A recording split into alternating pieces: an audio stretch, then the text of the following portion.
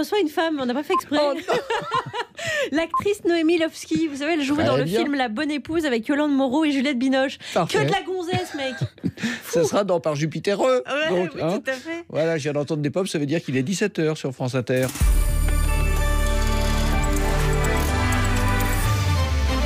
Et les infos, encore une femme, Laetitia Gaillet. Édouard Philippe doit réunir ce soir ses ministres à Matignon, réunion interministérielle autour du coronavirus, puisque ces dernières 24 heures, on a enregistré la plus grosse progression depuis la crise. Le début de la crise en janvier, on dénombre à présent 577 cas de personnes infectées en France et 9 morts. Le département le plus touché reste à ce jour le Haut-Rhin, 81 cas. Le préfet a pris des mesures drastiques à la mi-journée, interdiction de rassemblement de plus de 50 personnes en milieu fermé, interdiction pour les enfants d'aller dans des maisons de retraite où se trouvent les personnes les plus fragiles. Et puis, une centaine d'écoles vont être fermées. D'un point de vue pratique, tout est prêt. Il y a encore des petits réglages. Écoutez la rectrice du Haut-Rhin, Elisabeth Laporte, avec nos confrères de France Bleu Alsace. Les enseignants du second degré sont habitués à travailler à distance avec leurs élèves. Ce qui est sans doute nouveau, c'est effectivement le travail à mettre en place avec les enfants du premier degré et avec leurs familles. Donc, au-delà du travail qui va leur être confié cet après-midi, nous allons mettre en place avec les inspecteurs de circonscription un suivi régulier avec les directeurs qui prendront contact avec les familles. Et la plateforme qui va donc générer un certain nombre d'identifiants pour les familles sera accessible pour ces élèves. Cette plateforme va leur offrir des parcours pédagogiques de 4 semaines. Et nous-mêmes avons travaillé sur des petites activités pour les enfants de petites sections et de moyennes sections. En sachant que là, bien évidemment, nous allons imaginer des activités plus que des apprentissages. Et le préfet du Haut-Rhin appelle, lui, à la raison. Aujourd'hui, il ne faut pas, dit-il, céder à la psychose. Dans ce contexte, on les aurait presque oubliés. Les 29 Français placés en quarantaine à Branville, dans le Calvados, après leur retour de Chine, eh bien, ils ont pu quitter les lieux aujourd'hui avec en poche un certificat attestant de leur bonne santé authentée. Aujourd'hui, le cap des 100 000 personnes infectées dans le monde par le coronavirus a été franchi. La Chine reste le plus gros foyer infectieux. Suivent ensuite la Corée du Sud et l'Iran. Il y a les malades, les mesures de restriction et forcément maintenant, ça pèse sur les entreprises. Illustration avec les compagnies aériennes. Lufthansa, l'allemande, annonce qu'elle va réduire de 50% ses capacités de vol. Air France, de son côté, en appelle à ses 45 000 salariés à qui elle a adressé un mail, Sarah Lemoine. Le message a été envoyé hier soir aux 45 000 salariés d'Air France. Ceux qu'ils souhaitent sont invités à poser des congés, avec ou sans solde, ou à passer en temps partiel ou en temps alterné pour une période limitée. Une communication interne confirmée par la direction qui précise qu'il s'agit de volontariat. Rien à voir donc avec des mesures contraignantes comme l'ont déjà imposé certaines compagnies étrangères. Quant au chômage technique, il n'est pas à l'ordre du jour. Il y a 2 semaines, Air France a estimé que la simple suspension des vols vers la Chine allait lui coûter entre 150 et 200 millions d'euros. Depuis, elle refuse d'en dire plus, mais des sources syndicales évoquent des vols parfois vides sur certaines destinations et des réservations en berne pour l'été, faute de visibilité. On va attacher les ceintures et voir quand on sort de cette zone de turbulence, confie un délégué syndical qui espère un retour à la normale d'ici l'été. Sinon, avoue-t-il, ce sera compliqué. Sarah Lemoine. Et parmi les annulations annoncées dans le domaine sportif, la classique du cyclisme, le Milan-San Remo, qui était prévu le 21 mars prochain, n'aura pas lieu donc cette année. Décision des organisateurs qui n'ont pas obtenu les autorisations. Le gouvernement italien multiplie depuis plusieurs jours les mesures de restriction et les interdictions. La décision a été aussi motivée par la défection de plusieurs équipes du peloton. Le chanteur lyrique Placido Domingo ne chantera pas dans Don Carlo au Royal Opera House de Londres. Décision mutuelle annoncée aujourd'hui. L'institution britannique précise tout de même ne pas avoir reçu de plainte. Il n'empêche, Placido Domingo est accusé de harcèlement sexuel par plusieurs femmes. C'est fait, les époux Balkany ne sont plus officiellement à la tête de la mairie de Levallois-Perret dans les Hauts-de-Seine. Le préfet des Hauts-de-Seine a signé les 2 arrêtés qui actent leur démission. Cela fait suite à leur condamnation en appel cette semaine pour fraude fiscale. 5 départements sont placés en alerte orange orange aux inondations ce soir. Le Calvados, l'Eure-et-Loire, la Vendée, les Deux-Sèvres et le Tarn-et-Garonne. C'est une gourde chinoise de grande valeur. Elle est en porcelaine et date de la deuxième moitié du XVIIIe siècle. Estimation entre 1 et 2 millions d'euros. Elle sera mise aux enchères demain à Bourges. Le commissaire-priseur l'a trouvée lors d'une succession dans un appartement parisien d'une famille qui possède une propriété dans le Cher. Les propriétaires ne se doutaient sans doute pas de sa valeur. Benoît Michel de France Bleu à Châteauroux a pu la voir, cette gourde. C'est tout simplement sa provenance. Elle a sans doute appartenu à l'empereur Qianlong au XVIIIe siècle, puisqu'un dragon avec des pattes à 5 griffes y est représenté, une allégorie impériale pour une œuvre d'une très grande finesse en porcelaine blanche et bleue. Maître Olivier Clerc, commissaire-priseur à Bourges. Si on se rapporte au four du XVIIIe siècle, c'est une prouesse. Peut-être pas forcément dans la taille, mais en tout cas dans la précision. Ce type de décor avec cette précision sont typiques de la production impériale. Ces gourdes impériales étaient fabriquées par paire. L'autre exemplaire a été vendu à un peu plus de 4 millions d'euros en Angleterre il y a 13 ans. Ce modèle mis en vente à Bourges ne devrait pas dépasser les 2 millions car le marché a baissé depuis, mais des amateurs existent toujours. Ça va intéresser les grands collectionneurs chinois principalement, puisque ces objets-là sont identifiés à l'Empire. Cet objet s'est transmis par diverses successions sur plusieurs générations dans une bourgeoisie industrielle du 19e siècle qui est né en Charente et qui s'est peu à peu rapproché de Paris pour cumuler des fonctions politiques, des fonctions économiques, etc. Des enchères qui se feront en grande partie par téléphone avec des clients à l'étranger. Et la gourde sera visible à partir de demain 9h à l'hôtel des Ventes de Bourges. Les pièces impériales de cette période-là en Chine sont particulièrement recherchées. Un bol en porcelaine s'est vendu par exemple en 2018 à plus de 30 millions de dollars chez Sotheby's à Paris. Tout ça. Allez, 17h06 sur Inter. Tous les samedis matins sur France Inter. À partir de 10h, on aura tout vu, le magazine de cinéma de France Inter. Christine Masson et Laurent Delmas. Les bidasses, les soudoués, l'aile ou la cuisse, Banzai, les ripoux, les rois du gag, entre autres, et une certaine idée de la comédie à la française. Oh, qu'est-ce qui vient encore nous emmerder à cette heure-là? Invité Claude Zidi pour découvrir l'homme derrière les films. Mais ça s'arrose, ça! On aura tout vu le samedi matin sur France Inter à partir de 10h. À demain. C'est sur le champ, c'est séance tenante, c'est dardard, c'est à plein badin, c'est tout chousse, c'est en voiture Simone, c'est fonce Alphonse, c'est parti mon kiki, c'est now. Les jours c'est maintenant quoi. Pendant les jours c'est maintenant chez Citroën, découvrez Citroën C3 avec ses 36 combinaisons de personnalisation et 11 aides à la conduite et profitez d'une reprise plus 2500 € sans malus. Portes ouvertes du 13 au 16 mars. Citroën. Offre valable jusqu'au 31 mars sur Citroën C3 neuf en stock et détails sur citroën.fr. France Inter aime Le printemps de Bourges Crédit Mutuel du 21 au 26 avril. Le festival de l'émergence, des créations et de la découverte.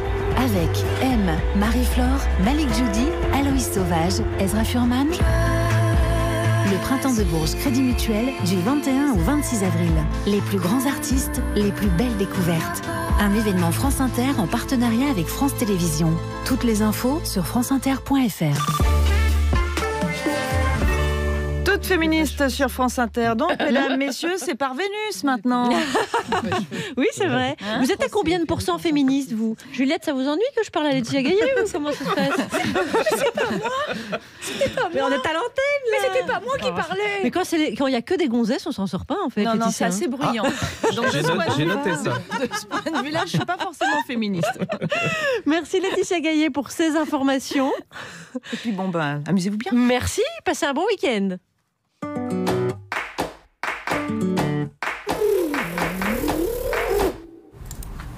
« 9h50 dans le bureau de Par Jupiter. Oh là là, non, les Milowski, oh non, ça tombe très très mal. Hein. Tu rigoles, mais on rêve de la recevoir depuis hyper longtemps. Mais en plus, elle vient pour un film féministe, alors il manquait plus que ça là. Tu devrais être contente. Non, mais tu ne comprends rien. Hein. Mais toi, tu te plains toujours qu'il y a trop de mecs dans l'émission. Mais justement, pas aujourd'hui, enfin. Si, coup de bol aujourd'hui, c'est la journée toute féministe sur France Inter. Bah voilà, c'est ça le problème, oui. Il me semble qu'on est dans le thème. Bah c'est ça, on est beaucoup trop dans le thème en fait. Je comprends pas. Moi, j'aime pas faire comme les autres. Mais t'es pas féministe. Mais je suis très féministe, mais je veux dire, tous les jours, pas que le 8 mars, là, qu'on décale aussi, quand ça tombe un dimanche maintenant. Ouais, ça, c'est vrai que c'est bizarre. Tu te souviens que France Inter a fait une journée sans plastique? Ah, ça, j'ai respecté. Hein, ouais. Et alors, nous, ce jour-là, on voulait inviter Plastique Bertrand. Ah, bah oui, ça, c'est drôle. Journée sans plastique et nous, on voulait plastique. C'est frondeur, ça. Voilà, et puis c'est drôle comme idée. Oui, mais donc là, pour la journée toute féministe, tu voulais inviter qui, là? Tariq Ramadan? Mais non, mais je sais pas, moi, Jean-Marie Bigard. Charline? Ouais. Ça va? Non, parce que j'ai l'impression que ton sens de la contradiction te pousse à envisager des choses que tu pourrais regretter après. Ah là là là, en plus, Noémie Lovski, quoi, on l'adore. Moi, j'aimerais bien la recevoir tous les jours, même si je pouvais, mais là... je comprends plus rien, moi. Ah bah tu vois, ça ce serait bien, ça. Il y a une journée où on t'aide à comprendre les femmes. Ah mais ça j'adorerais. Et peut-être même il faudrait faire une semaine. Parce que moi je pars de loin. Je sais, oui, je sais.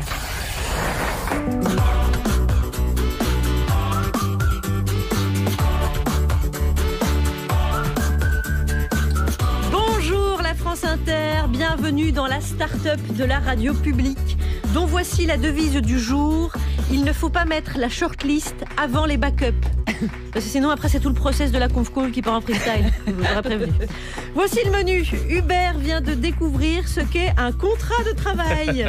Et Hubert a un petit peu le seum maintenant. C'est peut-être le début de la fin de l'ubérisation. La Cour de cassation en France a requalifié le lien unissant un chauffeur à la multinationale en contrat de travail. On t'a 60 heures par semaine pour un SMIC. De toute façon, Hubert, c'est un enculé. Et pendant ce temps, le procès d'une bonne épouse suit son cours. Pénélope Fillon, qui fut si dévouée, peine à rassembler des preuves de son activité d'assistante parlementaire auprès de son mari. Elle fait des confitures, des cakes, elle amène ses petites filles à la chorale. Je suis sûre qu'elle a une photo d'elle sur les genoux du pape. Comment se dire bonjour aujourd'hui? C'est le sujet qu'on n'a pas traité hier, sans se toucher la main ou la joue. Mais est-ce qu'on est prêt à assumer d'avoir l'air très con en se checkant du pied, du genou ou du coude? Tu peux pas, quand tu vois quelqu'un, tu peux pas d'entrer comme ça lui sentir le cul. On ne sent pas le cul quand on connaît pas. Voilà. J'ai l'impression qu'aujourd'hui vous allez me proposer un big band de chroniqueurs. Oh là, vous m'avez fait peur. Bonjour Charline. Vous pensiez à quoi? Rien, comme vous. Quoi? Moi je vois pas. Non, mais je vous expliquerai, c'est la journée 100% féministe, il faut que je fasse gaffe. 17h20, le dernier homme à ne pas être critiqué dans le monde du cinéma. Et ça, il le doit à la qualité de ses chroniques, mais aussi au fait qu'aucun membre de l'Académie des Césars ne sait qui c'est. C'est vous. Thomas Croisière, bonjour. Je crois que c'est assez bien résumé. Je vous remercie, Alex. De quoi on va parler? Écoutez, on va parler du film du jour. Eh bien très bien, 17h30, celui dont le coiffeur est en quarantaine depuis maintenant 40 ans. À Wuhan. C'est à Wuhan. C'est Thomas VDB, bonjour. Bonjour Alex, bonjour à tous. Comme on le disait, aujourd'hui c'est la journée du féminisme sur France Inter. Moi je vais donc vous parler de Roman Polanski. Très bien. Et 17h40, Juliette Arnaud, comme par hasard, c'est la journée toute féministe et bim, c'est son anniversaire. Allez, champagne, Juliette Arnaud. Et de quoi vous allez nous parler? Eh bien, comme c'est la journée du féminisme, je vais vous parler d'Émilie Brontë. Très bien, c'est plus cohérent que le sujet de Thomas. Oui, mais je suis plus cohérente en règle générale. Et 17h55, si nous ne sommes pas dans notre studio habituel, si vous nous regardez sur les internets, c'est parce qu'un homme a décidé de ne pas venir seul, mais avec un groupe au nom qu'on espère prémonitoire. Frédéric Fromet chantera avec les fouteurs de joie. Et voici celle qui va enjailler notre open space. Je vous laisse nous annoncer qui vous êtes. Vous êtes... Oula, je m'appelle Noémie Lvovsky. Très bien. France Inter, Charline Vanhoenacker, Alex Vizorek. Par Jupiter. Bienvenue Noémie Lvovsky. Vous venez de nous présenter un film intitulé La bonne épouse de Martin Provost. Martin Provost qui a notamment réalisé Séraphine avec Yolande Moreau, qui a déjà travaillé beaucoup avec elle, et comme vous d'ailleurs, qui avez déjà beaucoup travaillé avec elle. C'est l'histoire d'une institution ménagère, Van der Beek, l'institution Van der Beek, où on apprend à être une bonne épouse. On leur dit aux jeunes filles, vous êtes au service de votre époux, dans l'oubli de soi, vous êtes une trésorière, pas une dépensière. Vous ne l'avez pas suivi, vous, ce cursus? J'ai l'impression. Non, on sent bien. Je ne vais pas dévoiler la fin du film, mais je serai plus dans la fin. Alors, Paulette est incarnée par Juliette Binoche. Il y a sa belle-sœur Gilberte, incarnée par Yolande Moreau. Il y a aussi la bonne sœur Thérèse, Marie-Thérèse, pardon, un peu dure, un peu acariâtre. Personne fait une blague sur Marie-Thérèse? On vous la laisse. Non, allez-y. Je vous en prie. Celle qui rit quand il y a des fraises. Voilà, parce qu'il y a aussi un potager dans l'institution. Ces trois femmes sont à la tête de cette institution avec monsieur Van der Beek, mais qui va avoir un petit pépin de santé et on va découvrir des... Elle s'en remettra pas, on va pas vous le cacher. Mais tout d'abord, qu'est-ce que c'est que ce cadre, une école ménagère? Parce que l'action se situe dans les années 60, on est en 67. On n'est pas en 1802 et on est dans une école ménagère tenue de façon très stricte. Je ne connaissais pas l'existence de ces institutions. Ouais. C'est Martin Provost qui m'a appris tout ça. Et ça existe, je crois, depuis le 19... Ça existait depuis le 19e siècle. Et jusqu'en 1972, quand même. Oh, ah oui. Voilà, c'est des écoles où on apprend, comme vous disiez, on apprend aux jeunes filles à savoir coudre, faire le ménage, faire la cuisine, tenir les cordons du ménage, s'occuper des enfants, obéir aux devoirs conjugaux. Repasser les chemises en 7 minutes. Voilà. Et qu'est-ce que ce cadre permet de raconter? Parce que c'est une comédie sociale, donc ça raconte quelque chose de notre société, à la fois à l'époque et peut-être aussi un peu des résonances avec aujourd'hui. Qu'est-ce que ce cadre particulier d'une école ménagère permet de développer comme type de comédie sociale? Alors, je ne peux pas parler à la place de Martin Provost, mais j'imagine que ça permet de raconter à quel point les carcans sont lourds. Oui. Parce que c'est les années 60, c'est les 60s, on en a aussi une vision joyeuse. Donc c'est un film qui se situe dans les années 60, c'est les 60s joyeux, mais ultra sexiste. Oui. Enfin, joyeux, c'est-à-dire que dans cette école ménagère, ce qui est joyeux, c'est la jeunesse et c'est le désir de liberté des jeunes filles dont il faut parler aussi parce qu'elles sont merveilleuses dans le film. Et toute cette bande de jeunes filles. Mais sinon, non, c'est pas très joyeux. Elles sont complètement bridées par nous trois. Madame Van Der Beek, sa belle-sœur Gilberte. Quand elles peuvent s'échapper et boire un pchit de citron, elles dansent quand même sur quelques petits citrons ou oranges. Elles dansent quand même. Mais oui, vous avez vu le film comme moi. Elles sont nombreuses et il y en a une seule qui est au courant qu'elles ont un clitoris. Oui. Les autres, elles ne savent pas du tout. Ah bon, c'est quoi? Il y en a même une qui dit, moi je suis pas sûre que j'en ai un. Elle est même sûre qu'elle n'en a pas. Parlons aussi du trio de comédiennes, d'actrices que vous formez dans ce trio comique aussi, avec Juliette Binoche et Yolande Moreau. Comment ça se travaille, cette partition à trois pour le ressort de comédie? Ah, comment ça se travaille? Oh là là, c'est difficile. Et est-ce que vous avez pris plaisir? Parce qu'on dirait que vous êtes bien amusés quand même. On a pris beaucoup de plaisir, beaucoup de plaisir. Avec François Berléand aussi, qui joue Monsieur Van Der Beek. Vivant et mort. Voilà. Ça y est, c'est révélé. Et Édouard Baird, bien sûr. Qui joue les deux seuls mecs du film. Le prince charmant. Oui. Comment on a travaillé? Vous me demandez comment on a travaillé? C'est vrai que d'abord en faisant... en tout cas, en ce qui me concerne, et je crois en ce qui concerne Juliette Binoche, en faisant connaissance avec Martin, Yolande le connaissait déjà très très bien. Elle a fait 2 films, c'était son 3e film avec lui. Et puis aussi, moi j'ai eu en tête très très très très longtemps le film parce que Martin m'en a parlé avant même d'écrire, ou il venait de commencer à écrire. Il m'a dit, ah tiens, si tu veux bien, tu vas faire une bonne sœur. Moi, je ne comprenais pas pourquoi il venait me trouver moi pour faire une bonne sœur. Et puis ensuite, on a travaillé... le texte était très écrit, les dialogues sont très écrits, c'est vraiment la musique, c'est une musique particulière, c'est la musique de Martin. Et puis on a travaillé en faisant des lectures, moi en apprenant, en lisant et en relisant, en me disant et en me redisant le texte, vraiment en entrant dans la musique des dialogues. Et puis ensuite on faisait des lectures tous ensemble. Et puis les costumes, après quand sont arrivés les costumes, ils sont arrivés tard. Les costumes de Madeleine Fontaine, qui est une merveilleuse costumière, ils sont arrivés tard, mais alors tout à coup on passait à une autre étape, parce que l'habit fait le moine. On y était. Donc ça s'appelle Une bonne épouse de Martin Provost. Ça sort en salle mercredi prochain. C'est très rigolo aussi parce que vous avez tout un balai dans le cul, sauf Yolande Moreau qui a une spatule en bois. On peut le dire. Bon, je vais résumer, bien sûr. C'est un bon pitch. Ça donne envie.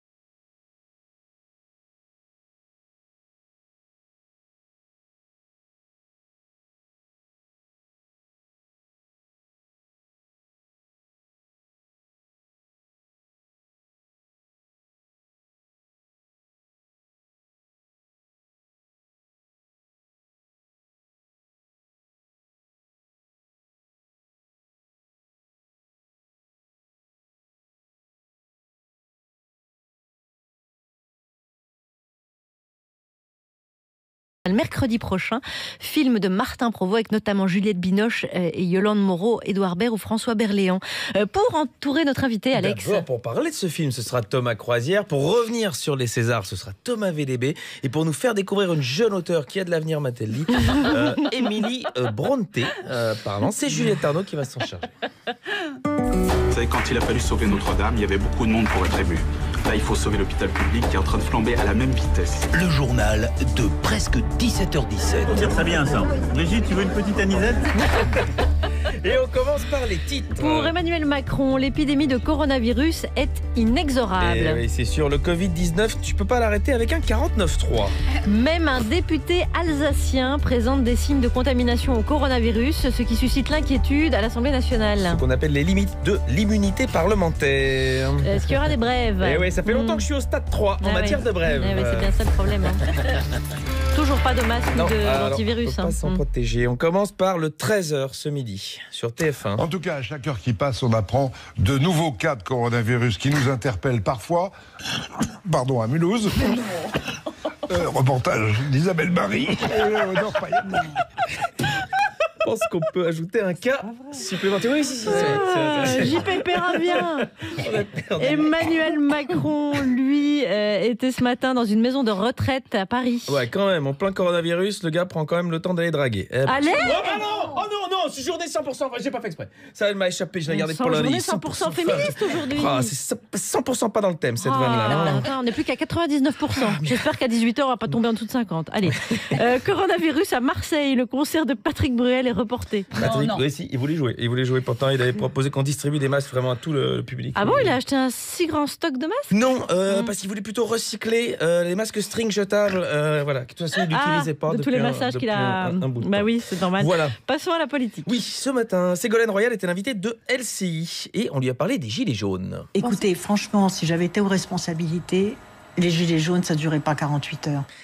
Si la prétention protégée du coronavirus, elle n'est pas prête d'être infectée. Municipal à présent, des élus parisiens ont recensé l'activité de Rachida Dati au Conseil de Paris. Selon eux, aucune prise de parole n'a été effectuée entre 2015 et 2018. Vous prenez position et c'est les mauvaises langues qui disent ça. Alors c'est pas compliqué de toute façon, c'est très simple à calculer. Rachida Dati, elle parle aussi souvent au Conseil de Paris qu'Anne Hidalgo ne prend le métro. Justement, sur France Info, la maire de Paris s'est défendue à propos de son cafouillage sur son voyage en métro pour arriver au débat. Ouais. Elle a dit, quand ce n'est pas ma ligne habituelle, je peux aussi faire des mélanges. Et oui, et une défense qui n'est pas sans rappeler celle de Christophe Castaner avec les femmes. Quand ce n'est pas son habituel, il peut aussi faire des mélanges. On tombe à 90% de féminisme. Je remonte. Procès Fillon avec Pénélope Fillon qui tente de justifier son emploi à la revue des Deux Mondes. Je la cite, c'était le moment de revenir à mes amours littéraires. Et c'est vrai, et ça personne ne peut lui enlever. Elle aime beaucoup la littérature et son roman préféré, c'est À la recherche du temps perdu. Égalité homme-femme en entreprise. Muriel Pénicaud a dévoilé hier les chiffres de l'index d'égalité qui révèle les bons et les mauvais élèves en la matière. Oui, et dans certaines entreprises, clairement, on ne peut pas parler d'index, mais plutôt de majeur. Elle est féministe, celle-là, non? International avec le Brexit, les préparatifs ont compté plus de 4 milliards d'euros au Royaume-Uni. 4 milliards pour un divorce, c'est le deuxième plus cher après celui de Jeff Bezos, patron d'Amazon. Silvio Berlusconi, 83 ans, quitte sa compagne de 34 ans pour une femme encore plus jeune. Elle a 54 ans de moins. Quand il avait 70, elle en avait 16. Ah bah, vous trouvez ça bien? Non, je trouve pas ça bien. Je dis juste qu'il faut différencier Berlusconi de Maznev. Berlusconi, il est plus patient. En effet. Voilà. Allez, des brèves. Oui, pour ses 100 ans, une Américaine demande à être arrêtée par la police et elle obtient cette demande. Et c'est cool de savoir qu'on peut encore être mis en prison à un âge aussi âgé. Ça laisse encore pas mal de temps au juge pour gérer le cas Sarkozy. Elle est la dernière. Et la dernière, du vin rouge coule à la place de l'eau du robinet dans un village italien en raison d'un problème technique dans les canalisations du vignoble. Voilà, j'ai donc lancé une cagnotte litchi pour offrir pour son anniversaire à Juliette une petite semaine à Castelvetro di Modena. Alex Vizorek, merci pour ces informations sur cette bonne base solide. Nous allons pouvoir entamer une discussion tout aussi solide pour changer le monde avec notre invitée Noémie Lvovsky. Uber a toujours vanté la flexibilité et l'indépendance de ses chauffeurs qui lui répondent aujourd'hui contrat de travail. La multinationale commence à se faire recadrer un petit peu partout en Europe. Après l'Allemagne et l'Angleterre, c'est la France qui dit mollo lastico, qui a requalifié la relation entre un chauffeur et la société comme un contrat de travail, un vrai. Et ça, le patron d'Uber, un contrat de travail, un salaire, une assurance, tout ça, là, il tombe des nues, évidemment. Maintenant, les baisers. Il n'y a plus qu'à sortir le carnet de chèques. C'est même pas envisageable. Tu sais bien que même quand je dois, je ne peux pas. Signer un chèque me rend malade. Enfin, explique à ces messieurs mes étouffements, mes spasmes. Là, j'en mourrais. Billet dans Bon Baiser et à lundi, film de Michel Audiard. Alors, Uber est implanté en France depuis 7 ans déjà, et son patron dit on est un acteur disruptif. Il dit aussi dans une interview à Libé, on a disrupté le modèle. De quel œil vous voyez toute cette disruption de Noémie Lvovsky ? Est-ce que maintenant que ça fait quelques années qu'on l'observe, vous trouvez que c'est quelque chose qui ne va pas très bien dans le bon sens, ou peut-être que oui C'est quoi ce mot ? Disrupté ? Ouais. Ah ouais. Vous n'êtes pas encore rentré dans le nouveau monde. Non, mais attention. non, pas du tout. On n'a pas fermé la porte. Un dinosaure. Non, mais c'est vrai, je l'ai jamais entendu. Ah, c'est vrai ? Disrupté. Ouais, disrupté. Disrupté. Emmanuel Macron a un peu fondé son programme sur ce mot. C'est autrement, c'est-à-dire qu'il ne voulait pas de la droite et de la gauche. La rupture et la différence. Tu vois, c'est la rupture dans la différence. Voilà. C'est quelque chose d'encore plus inattendu. En fait, c'est de la vaseline. Hein. On ne vous cache pas que ça ne veut rien dire. Et on se délecte de ce mot. Donc, disrupter, ça veut dire un petit peu foutre le bordel, moi j'ai l'impression, mais ça n'engage que moi, dans ce système. Non, parce qu'on utilise beaucoup le terme ubérisation de la société, ça, vous l'entendez souvent. Oui. Et on pourrait dire, et maintenant, la justice dit oui, mais il faut des contrats de travail, donc ça sent un peu le début de la fin. Ça vous soulagerait de voir que tout ce qui est nos acquis sociaux, les contrats de travail, ces choses-là, ça permet aussi de lutter contre l'ubérisation de la société. Je suis d'un ancien monde, moi je suis âgée, donc je trouve ça très bien, un contrat de travail, avec une réglementation. Mais je pense que même les plus jeunes aussi trouvent ça bien. C'est vrai. Mais quel œil vous portez sur l'ubérisation de la société, vous ? Je sais pas quoi vous dire. Vous diriez que vous êtes dépassé ? Complètement. Ah oui, par tout ça. Ouais. Non, et puis après, il y a ce que je vis au quotidien. Voilà, c'est juste, je m'en rends compte avec ça. Mais ça a influencé votre quotidien ou vous essayez justement de contourner ces choses-là ? Je contourne au maximum. Et puis quand je contourne pas, je tombe des nues. Oui, je peux culpabiliser un petit peu, mais en tout cas, je tombe des nues surtout de la misère. Et de toute cette société où on note les gens, où on les essore et puis... c'est atroce. Et alors le truc atroce, par exemple, quand on prend un Uber, une voiture Uber, c'est que je me souviens au tout début, je n'en revenais pas. On me demandait de noter pour que je puisse passer la commande suivante. Après, j'ai arrêté. J'ai jamais noté, mais après j'ai arrêté de passer des commandes, enfin trop souvent. Et puis, bref, et en tout cas, donc je dis au chauffeur, c'est complètement fou. On m'a demandé de noter votre collègue, et le chauffeur, ça m'a fait triste. Il m'a répondu, non mais nous aussi on vous note, Et c'est atrocement triste, quoi, parce que nous on est les clients, on est les puissants de l'affaire. Donc c'est pas à égalité. On fait croire que c'est à égalité, ça l'est pas du tout. Et rappelons que ce système de notation est entré jusque dans les chiottes des gares et des aéroports. Donc un bon coup de massue dessus et puis c'est réglé. Noémie Lvovsky, revenons sur ce film et reparlons cinéma. La Bonne Épouse, le film de Martin Provost. Il y a notre chroniqueur cinéma. Alors vous êtes chroniqueuse aujourd'hui, j'ai l'impression. Thomas Croisière. Dans un voyage en l'absurdie. Mais non. Que je fais lorsque je m'ennuie. On va s'en empêcher. Aujourd'hui, j'ai imaginé. C'est pas mal pour la journée de la semaine. Ouais. Qu'un matin je changeais de sexe. Que je vivais l'étrange drame d'être une femme.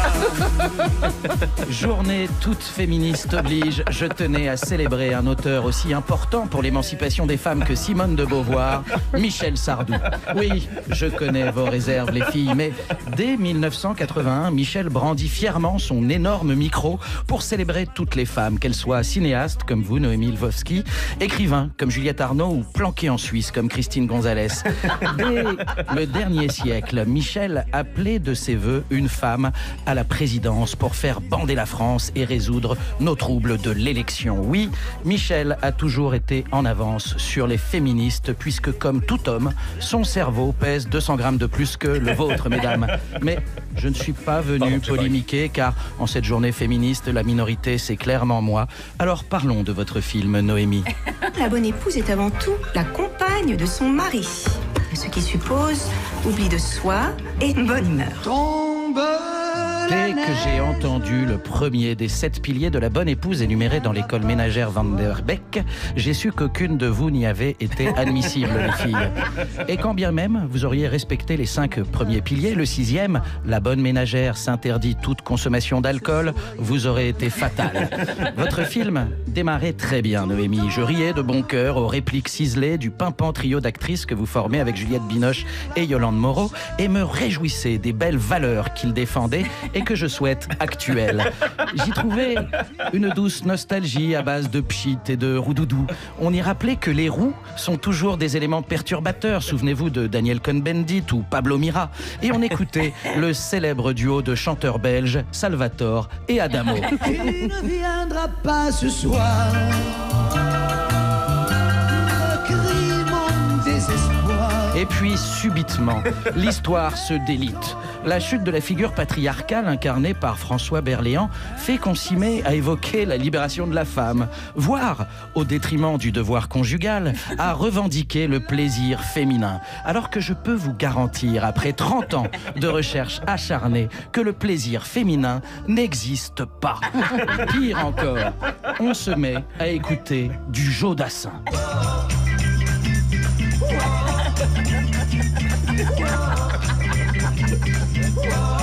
En faisant croire, en plus, que Siffler sur la colline est de 1967 alors qu'il est de 68, année dont il devint un succès surprise car il fut comme d'autres matraqué pendant les grèves de mai. Oui, savez-vous qu'à l'époque, quand les radios se mettaient en grève, on remplaçait les émissions par de la musique. Pourtant, j'aurais dû me douter du traquenard. L'affiche était déjà suspecte. 21 personnages, 21 femmes. Et puis les têtes d'affiche. 3 actrices, certes toutes compétentes, mais pourquoi ne pas offrir un de vos rôles à un homme? Après tout, Christian Clavier ou Didier Bourdon ont prouvé par le passé qu'ils pouvaient jouer des femmes très convaincantes. J'aurais aussi dû me méfier de Martin Provost, ce réalisateur multirécidiviste qui par le passé avait déjà commis des films sur l'émancipation féminine comme Violette ou Séraphine, césarisé 7 fois alors qu'il n'est même pas pédocriminel. Je ne m'explique toujours pas pourquoi Martin a choisi d'être un traître à notre domination. Peut-être que derrière ce prénom de façade se cache une Martine. Martine fait du cinéma, comme la réalisatrice Martine Scorsese. Alors, tant pis pour le patriarcat et... Vive le cinéma! Merci Thomas Croisière. Je vous conseille la vidéo car j'ai malheureusement laissé traîner une perruque dans mon bureau et j'ai l'impression qu'elle atterrit sur votre tête. Mais le chemisier, c'est pas le vôtre. Non, le chemisier, c'est pas moi. La bonne épouse donc de Martin Provost. Il sera en salle mercredi prochain avec Juliette Binoche, Yolande Moreau, Noémie Vlovski qui est notre invitée. Il y avait Édouard Baird et François Berléand quand même. Et notamment Armelle et plein d'autres actrices merveilleuses à l'écran. Moi j'ai beaucoup aimé ce film, je vous le recommande. Les amis, qu'est-ce qu'on peut faire maintenant? Écoutez de la musique. Isia par exemple, si ça vous dit. Ça c'est bien. Ouais, oui. Nous avons reçu récemment, si vous voulez réécouter en podcast, je vous le glisse ça là. Bien joué, promo pas. Dragon de métal, c'est un extrait de son dernier album, c'est sur la playlist France Inter, programmation musicale Djoubaka, merci à lui. Thomas VDB va arriver ensuite, Juliette Arnaud est là, Alex. Que demander de plus pour un vendredi? À part meubler un petit peu sur une intro. Elle est longue cette intro. Ça se sent pas.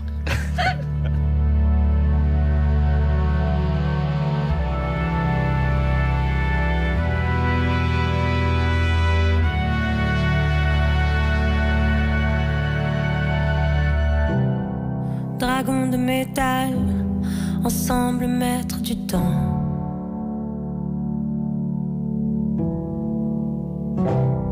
Sauveur de l'ennui, je te regarde, tu me comprends.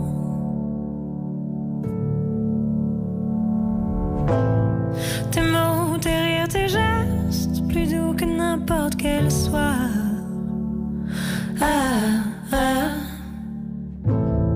M'enveloppe et me protège, talisman contre moi.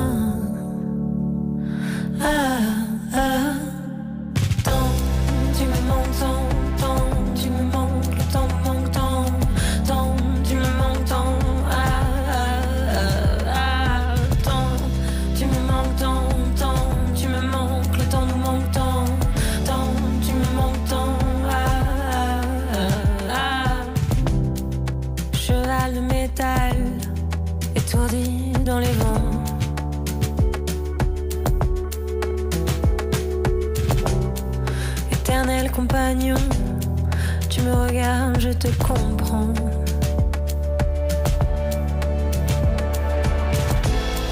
Ton cœur comme un soleil irradie autour de toi.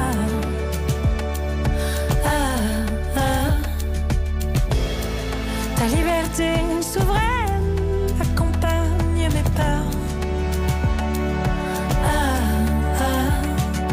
Tant tu me manques, tant tu me manques, le temps me manque tant tu me manques tant. Tant tu me manques tant tu me manques, le temps me manque tant tu me manques tant. Tant que je vois tes yeux, tout va.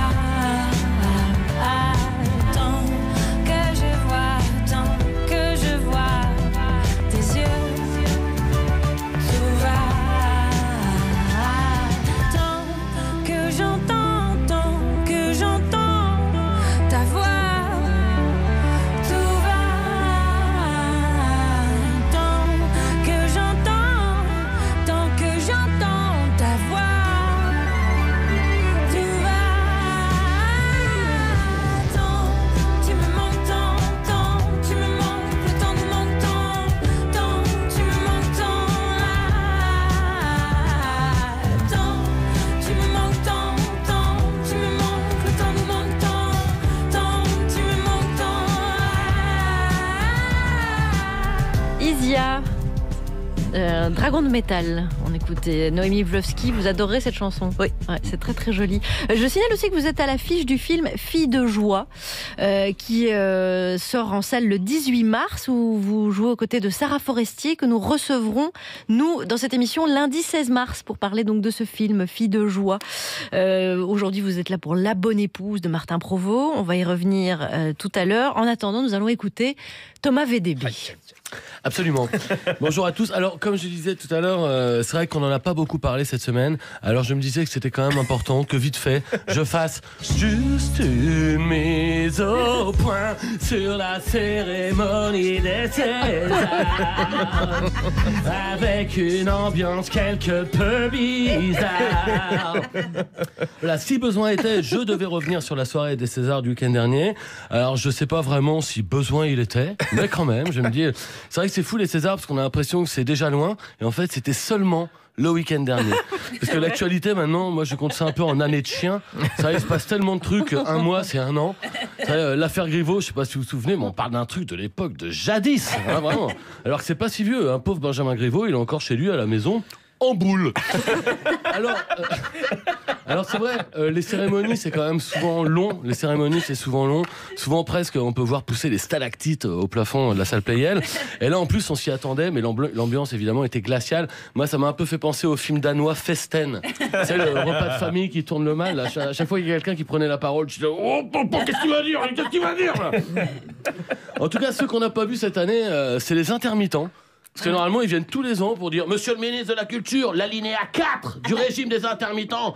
Et c'est vrai que cette année, ils ont dû se dire « On va les laisser entre eux. » C'est vrai que sinon, ça va être encore plus gênant que nous d'habitude. C'est vrai que d'habitude, le moment gênant des Césars, c'est les intermittents quand même. Et en plus, c'est vrai qu'Emmanuel Macron, il n'a pas encore du tout touché au régime spécial des intermittents. Donc les gars, ils se sont dit « Faisons profil bas, hein, que ça lui donne pas l'idée de le faire. » Voilà. Intermittent, oui, mais intermittent malin. Voilà. Alors, en tout cas, on a tous remarqué que la soirée a radicalisé encore le clivage entre les pros Adèle Haenel et les soutiens à Polanski. Moi, par exemple, j'ai plein de potes qui s'aimaient bien depuis très longtemps. Et ben cette semaine, ils se sont rendus compte qu'en fait, ils peuvent pas se saquer. Voilà. Moi, dans la vie, c'est vrai, je me repère en me disant que les amis de mes amis sont mes amis. Mais là, les amis de mes amis, les deux sont plus du tout amis. Déjà, donc, voilà, de base, c'est devenu très mouvant, tout ça. Et c'est vrai que moi, comme on sait, j'aime bien la bonne ambiance, j'aime bien la bonne humeur. Vous savez, j'aime danser la farandole. Et c'est vrai que quand moi, tout le monde s'embrouille, ça me tend un peu. Et j'essaye un peu de comprendre, j'essaie de rabibocher, j'ai un tempérament un peu de médiateur comme ça. Parce que évidemment que personne ne peut remettre en question la violence et la honte de ces viols et ces agressions qui sont impunis en plus 9 fois sur 10 et qu'il faut tout faire pour arrêter ça, il n'y a aucun doute. Mais évidemment aussi, je me dis qu'on les comprend, les gens qui préféraient les Césars à l'époque de Jean Rochefort où il n'y avait jamais d'embrouille et on parlait que de cinéma, il n'y avait pas d'embrouille, forcément c'était mieux. Voilà, donc cette année encore, les Césars, c'était compliqué. Alors évidemment, la bourde, ça on le sait bien, de la soirée, c'est quand même les gens qui ont eu l'idée de faire danser Florence Foresti sur un morceau de la BO de Joker de Gary Glitter. Et c'est vrai que Gary Glitter, c'est un chanteur qui croupit en prison pour pédophilie en Thaïlande depuis 16 ans. Alors c'est vrai, c'était pas très bienvenu ça. Alors moi, je jette pas la pierre. Je jette pas la pierre parce que j'étais le premier fan de Gary Glitter il y a hyper longtemps. Et c'est vrai que quand il est tombé pour pédophilie, j'étais deg. Alors je dis pas ça pour me la raconter, mais c'est vrai que le dilemme de séparer l'homme de l'artiste, je connaissais avant. Voilà, je connaissais avant quand même. Et évidemment que Florence Foresti, je pense qu'elle savait pas du tout qu'elle dansait sur la musique d'un pédophile. Et je me dis, elle a dû être bien dégoûtée quand elle a appris après la cérémonie qu'on l'avait fait danser sur la musique d'un pédophile. La meuf, elle devait être là, putain, mais vérifiez le casier judiciaire des chanteurs sur qui vous nous faites danser quand même. Elle devait être un peu dégoûtée. C'est vrai que c'est ce qu'il faut faire un peu maintenant, c'est vérifier les casiers judiciaires des chanteurs que t'écoutes, parce que sinon t'es pas cohérent. Et là, attention, parce que là aujourd'hui, c'est devenu la chasse à l'incohérence. Parce que si les gens ils peuvent relever une seule incohérence dans ce que tu dis, bah alors sur Twitter, tu te fais dégommer la tête. Parce que par exemple, il y a des gens qui ont découvert que Adèle Haenel, elle aimait bien Louis-Ferdinand Céline. Bon, qui était antisémite, comme on sait. Donc il y a plein de gens qui sont là. Bah alors, on sépare plus l'homme de l'artiste. T'es pas très cohérente, Adèle Haenel. Et alors ils exultent. Vraiment, l'exultation est à son maximum. Et quand si ça se trouve, elle est cohérente. Qu'est-ce qu'il nous dit qu'elle est pas antisémite, Adèle Haenel? Je spécule. Et c'est vrai que c'est le clash d'arguments permanents. Moi, mon Facebook, c'est devenu une sorte de bataille de Verdun. Et c'est vrai que quand je fais défiler les publications, j'ai l'impression d'être dans les tranchées, ça explose de partout. Parce qu'en plus, aujourd'hui, il y a de plus en plus de raisons possibles de se prendre la tête. Moi, j'ai 2 potes, par exemple, qui soutiennent à fond Adèle Haenel depuis qu'elle a fait ses déclarations l'année dernière. Et c'est vrai que depuis l'année dernière, ils passaient leur temps à se mettre des j'aime à toutes leurs publications, mes potes. Et cette semaine, pas de bol, il y en a un des deux qui a posté que par contre, il était contre le 49.3. Ah, je peux dire, l'autre, il l'a traité de sale gaucho, il l'a bloqué direct. Voilà, donc c'est pas si évident quand même. C'est vrai que ça se complique, les rapports aujourd'hui entre mes potes, moi qui sont pro Adèle Haenel mais anti Juan Branco, ceux qui sont pour Roman Polanski mais radicalement anti corrida. Je suis un peu perdu. C'est vrai que si je veux organiser une soirée chez moi, je dois faire des tableurs Excel. Je suis alors attends, parce que elle sépare l'homme de l'artiste, mais lui, si un morceau de Noir Désir il quitte la pièce, c'est quand même très compliqué à gérer les rapports humains. Ça devient quand même compliqué dans la foulée de la cérémonie. En plus, il y a plein de gens qui sont quand même beaucoup montés, voilà, sur leurs grands chevaux. Là, pour moi, franchement, on est quasiment dans une ambiance de centre équestre. Et là, je peux dire, ça galope dans le manège. Lambert Wilson, même Virginie Despentes, elle est partie. Et j'ai vraiment moi, envie de dire à tout le monde, redescendez tout de suite de ces grands chevaux. Il y a les petits chevaux, les poneys Shetland, tout mignons. Voilà. Comme ça, Virginie Despentes, comme ça, elle pourra dire, on se lève et on se casse en poney Shetland. Merci à tous. Thomas VDB, merci. Ça nous a bien détendu parce que c'est des sujets un peu clivants et là on est tout détendu. J'ai maintenant. déclivé. Vous avez déclivé et on peut se le repasser en spray, en tablette, en tube sur YouTube, sur franceinter.fr. Commentez, dites si vous êtes d'accord ou pas. Insultez-moi. Hashtag je suis VDB, hashtag je ne suis pas VDB, n'hésitez pas.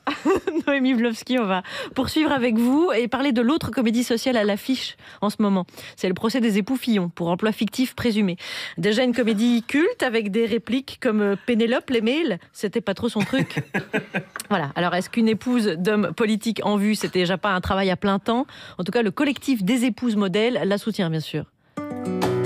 Hier, dans la rue, de nombreuses femmes sont descendues au cri de « Je suis Pénélope ». Toutes ces femmes veulent comme Pénélope 7 500 € par mois. Selon elles, elles feraient exactement le même travail que Pénélope. Elle me faisait la synthèse de la presse. Tu savais que Brad Pitt était presbyte, toi? Elle me faisait remonter les évolutions de notre société. T'as vu que les gens, ils vont de moins en moins au théâtre? Des millions de femmes qui veulent désormais un salaire de fonctionnaire, un comble pour celui qui voulait autrefois en supprimer 500 000. C'est Groland, bien sûr. Remettez-vous. Il a failli tomber dans le piège. Je suis tellement crédule et tellement pessimiste que j'ai cru que des femmes étaient descendues en disant « Je suis Pénélope ». En fait, elle pourrait toutes sortir de l'école de bonne ménagère. De l'école Van der Beek. C'est-à-dire Pénélope Fillon, est-ce que c'est pas l'archétype des femmes qui sortent de ces écoles ménagères dans le fond. On y a vu une légère métaphore avec le film dont vous venez de parler. Alors, je peux pas vous dire parce que je ne sais pas à quoi elle ressemble. Vous l'avez jamais vue ? Pénélope Fillon. D'accord. Non, je me dis qu'ils se débrouillent. Qu'ils se débrouillent entre eux. D'accord, oui. On vous demande pas de rendre le jugement, hein. Vous soyez tranquille avec ça. Donc voilà, la bonne épouse qui, en tout cas, elle tenait très très bien les comptes. Je vous informe parce qu'elle ramenait beaucoup, elle ramenait l'argent à la maison. Et in fine, le lien avec le film, c'est que Fillon cautionne dans la mesure où, pour lui, c'est un travail d'être une bonne épouse. C'est à peu près ça qu'il dit le procès. Ouais. Et votre film aussi. Oui, vous devriez vous intéresser au procès parce qu'il y a un petit lien. Mais non, profitons. Oui, allons-y. Non, mais dans le film, quand l'institution est presque morte, parce que ruinée et qu'il faut qu'elle se débrouille pour continuer à la faire vivre et qu'elles comprennent qu'elles vont pouvoir avoir un chéquier. Déjà, elles tombent des nues. On est en 68 à ce moment-là, et avant le mois de mai. Et voilà. Et là, Gilberte, qui est jouée par Yolande Moreau, quand on lui propose un salaire, elle comprend pas du tout. Elle est toute perdue. Elle voit pas pourquoi elle aurait un salaire, puisqu'elle est nourrie, logée, blanchie. Il n'y a pas besoin. Voilà. Oui, il y a un petit lien, c'est vrai. Et pour terminer sur ce sujet, peut-être parler du rapport du réalisateur Martin Provost avec les actrices. Avec les actrices et avec les personnages féminins. C'est-à-dire qu'il aime les personnages féminins et il s'identifie complètement à ces personnages féminins. Et d'ailleurs, pendant le tournage, je me disais, mais chacune d'entre nous, les jeunes filles, Yolande, Juliette, moi, on est en train de jouer Martin. D'accord. Chacune une facette de Martin. Noémie Pawlowski, voici Juliette Arnaud qui a donc fait un choix littéraire pour vous, j'ai l'impression. Pour vous et pour la journée de 100%, aujourd'hui 100% féminin. Voilà. Et donc j'ai commencé avec Hemingway. C'est logique. Ernest Hemingway, ce grand homme, ce grand guerrier, ce grand séducteur, 4 mariages, un enterrement à la fin, parce qu'on peut se marier 4 fois, on meurt quand même. Ce grand féministe, non, je recommence. Hemingway, donc, en 1934, griffonna une liste de 16 bouquins à nécessairement lire pour espérer devenir un bon auteur. Alors, vas-y, bien sûr, Tolstoï, Flaubert, Thomas Mann, Dostoïevski, Henry James, bien sûr. Et puis, au milieu de toutes ces moustaches et de ces barbes, une seule femme à tenir tête, elle s'appelle Émilie Brontë. Son roman a pour titre Les Hauts de Hurlevent. Enfin, avait pour titre en français Les Hauts de Hurlevent. Wuthering Heights en anglais est désormais traduit Hurlevent. Et l'histoire est celle qui arrive dans ce lieu inventé par Émilie Brontë, quelque part dans le Yorkshire, loin, dans une lande battue par les vents. Hurlevent, donc. Quelle histoire! Oh, les jeunes filles la connaissent, cette histoire. Des générations de jeunes filles, depuis la première publication en 1847. Elles se le repassent, le roman, de mère à fille, de sœur à sœur, de sorte que Hurlevent passe souvent, pour ceux et celles qui ne l'ont pas lu, comme un roman pour jeunes filles. La bonne blague. Voici le roman le plus noir, le plus violent, le plus impitoyable, le plus cinglé que j'ai jamais chroniqué dans ce studio. L'histoire, donc.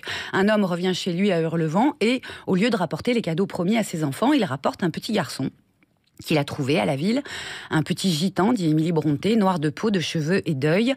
La famille appellera le petit garçon Heathcliff. La petite fille de la famille prend le petit garçon sous sa protection. Heathcliff et Catherine deviennent inséparables. La lande est leur terrain de jeu et d'aventure. C'est beau, c'est sauvage, c'est impétueux. Et puis, Heathcliff et Catherine grandissent et on les sépare. Catherine épouse alors un jeune homme de son rang qu'elle aime bien. Elle l'aime bien, son mari. Mais c'est Heathcliff qu'elle aime tout court. Et c'est ce tout court qui est le centre du roman. Catherine, pour dire comment elle aime Heathcliff, elle dit « Heathcliff est plus moi-même que je ne le suis. » Et ça, Heathcliff ne peut pas pardonner ça à Catherine. Parce qu'il sait que dans la longue course qu'est la vie, on est toujours forcé de revenir à soi. Il dit alors à Catherine, il hurle « Pourquoi avez-vous trahi votre propre cœur, Cathy ?» Et commence la longue vengeance de Heathcliff sur 2 générations. Enterrer le comte de Monte Cristo. Heathcliff va mettre toute son intelligence, sa ténacité et son orgueil au service de sa rancune au-delà de la mort. Il s'en fout de la mort, Heathcliff, c'est pas son problème. Sa rage est infinie comme son amour, il ne pèse pas ses mots. Il maudit, il dit « Puissiez-vous ne pas connaître le repos aussi longtemps que je vivrai. Il maudit comme s'il était lui-même un dieu. Et quand un personnage du livre lui rappelle que c'est à Dieu de punir les méchants, tandis que nous autres, les êtres humains, nous devons apprendre à pardonner, Heathcliff répond en toute simplicité « Non, parce que Dieu n'aurait pas le même plaisir que moi ». Voilà. Voilà le livre que les femmes et quelques hommes se passent sous le manteau en toute impunité depuis bientôt 2 siècles. Voilà ce roman soi-disant pour jeunes filles. Virginia Woolf, qui n'est pas dans la liste d'Ernest, mais à qui toutes les femmes doivent beaucoup, écrivait qu'Emily Brontë, et je la cite en parlant de la lande, fait souffler le vent et gronder le tonnerre. Il appert qu'en 2020, les jeunes filles, les femmes, les jeunes et les moins jeunes ont grand besoin et désir de vent, de tonnerre, qu'elles le disent et le revendiquent. N'en déplaise à celles et ceux qui s'émeuvent de leur manque de, comment ils disent déjà, douceur. Merci, bisous, merci. Juliette Arnaud, merci Juliette. Rappelez-nous les références. Alors ça s'appelle maintenant Hurlevent, c'est toujours Émilie Brontë qui l'a écrit en 1847 et c'est chez Folio Classique avec une sacrée préface de Patti Smith. Merci Juliette. Abordons ce dernier thème avec vous, Noémie Wlowski. Rappelez-vous cette poignée interminable, poignée de main entre Trump et Macron, fini tout ça. On ne s'embrasse plus, on ne check plus, on méprise. À cause de la psychose liée au virus, on réinvente le bonjour. En 2020, on dit que le bonjour est revisité, on pourrait dire en quelque sorte. Enfin, on s'est plus touché, quoi.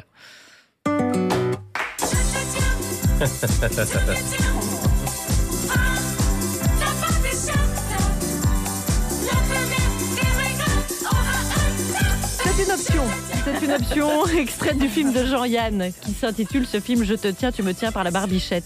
Alors, par exemple, ce matin, vous tourniez pour le cinéma, Noémie Wlowski. Oui. Alors, sur le tournage, c'est quand vous êtes arrivé ce matin alors, il y a différentes, j'imagine, techniques. Comment ça s'est passé ? C'est que sur la feuille de service, il est écrit qu'il vaut mieux pas... Enfin, voilà, les consignes habituelles. Mais quand on est acteur et actrice et qu'on joue dans un film de Guiraudy... d'Alain Guiraudy. Non, pas, mais dans les scènes. Ouais.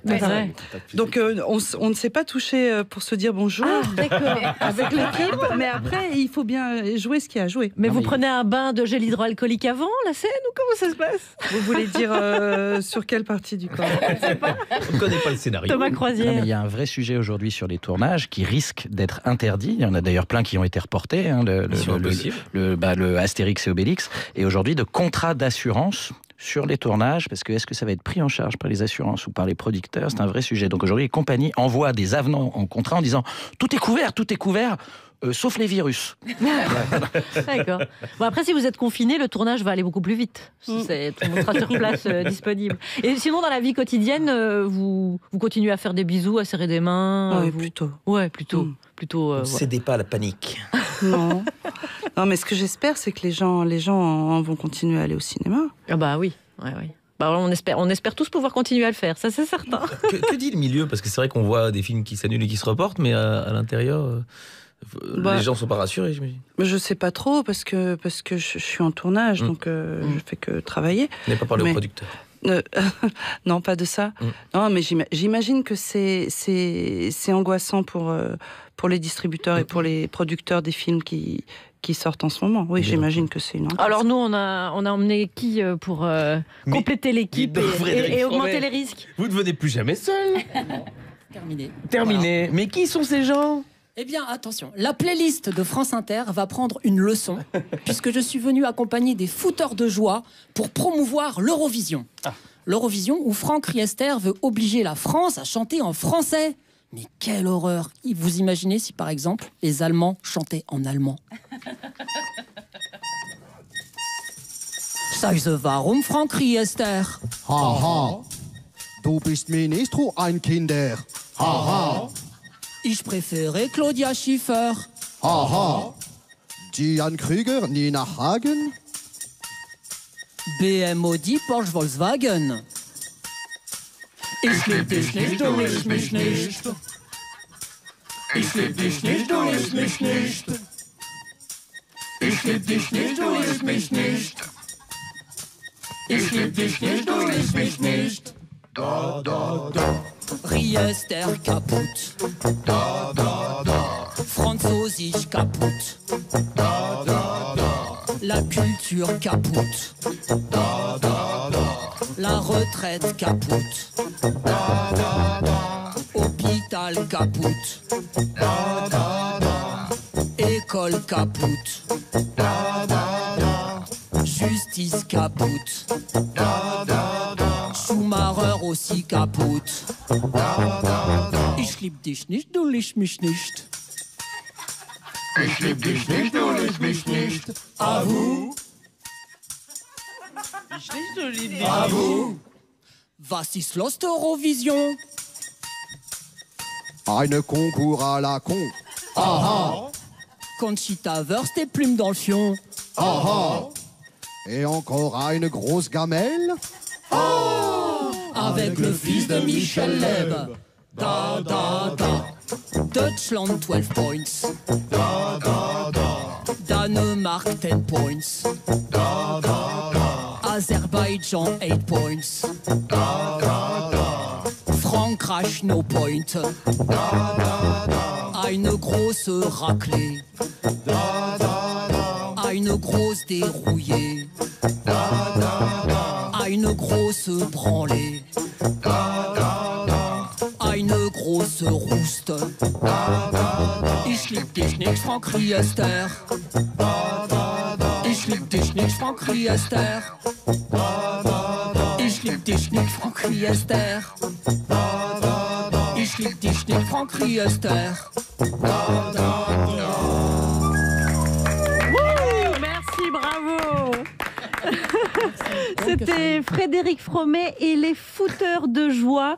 Les Fouteurs de Joie, vous êtes en concert au Café de la Danse à Paris les 24 mars, 21 avril et 26 mai. Vous êtes aussi en tournée dans toute la France. Je pense que vous êtes venu à peu près de toute la France en plus, expressément pour cette émission, n'est-ce pas? Exactement. Ouais. De quelle ville par exemple? Perpignan. Oh, dites donc. Merci les amis. On va vous voir au Café de la Danse, les Fouteurs de Joie. Merci Frédéric Fromet. Merci beaucoup Noémie Vlovski d'avoir passé cette heure avec nous. Je rappelle que La Bonne Épouse sera en salle mercredi prochain, film de Martin Provost, avec vous, avec Juliette Binoche, Yolande Moreau, Édouard Baird et François Berléand ou Armel, entre autres. Merci beaucoup à l'équipe de toute cette émission. Nathalie Romero, Fabrice Rivaud, Sarah Masson, nos attachés de production assistés de notre stagiaire Kéké, Kélian Yousfi, Ramzi Assadi à la rédaction en chef d'orchestre, François Audouin à la réalisation, à la technique aujourd'hui, Julien Dumont, Clément Berman à la vidéo, Benoît Massir. Merci à tous. À lundi, nous recevrons le chanteur Némir. Il me semble bien que c'était toi, hein, avec ton vieux accent de chanteur de rap, là. Hip-hop. Bouygues Télécom. En mars, David et sa famille déménagent